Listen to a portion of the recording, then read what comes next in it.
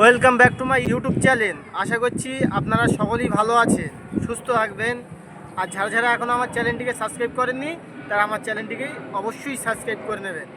15ই August দেশের বিভিন্ন প্রান্তে পতাকা তোলা হবে, কারণ আজকে এই 15ই আগস্টের দিনে দেশ স্বাধীন হয়েছিল। আর এই 15 আগস্টকে কেন্দ্র করেই বলছি আমি, যারা যারা পতাকা তুলেছ ভাই, জোরহাত করে বলছি পতাকার সম্মানটা দাও।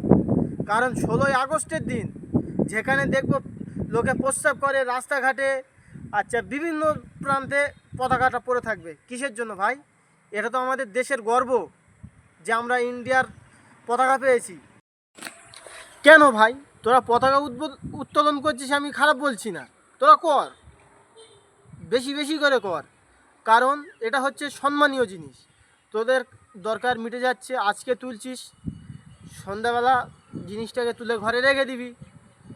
তোরা তা করছিস না, তোরা সব রাস্তাঘাটে টাঙিয়ে রাখছিস, ঝড় হচ্ছে, বৃষ্টি হচ্ছে, আর সেগুলো পড়ে যাচ্ছে, তার উপর দিয়ে গাড়ি যাচ্ছে, তুই ভাই হেঁটে চলে যাচ্ছিস। এটা কেন? এটা তো দেশের গর্ব। এই পতাকা হচ্ছে আমাদের দেশের গর্ব, আমাদের শান, আমাদের মান। কিন্তু এটা পড়ে আছে যেখানে মানুষ বিশ্বাস করে সেখানে। কেন ভাই? এটা ওই জায়গায় থাকার ওটা সম্মান পায় ওখানে?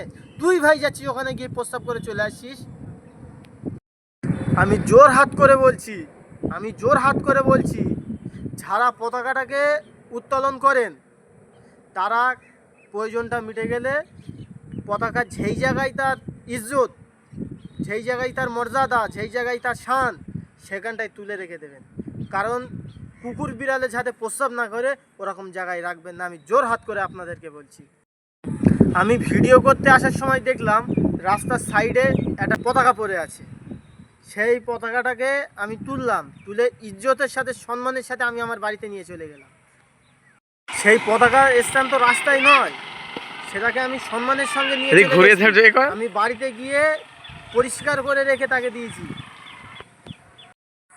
আমি জোর হাত করে আপনাদেরকে ফের বলছি একবার, যে পতাকাটা উত্তোলন হয়ে গেলে রাস্তাঘাটে ফেলে রাখবেন না, কারণ ওটা রাস্তাঘাটে ফেলে রাখার জিনিস নয়।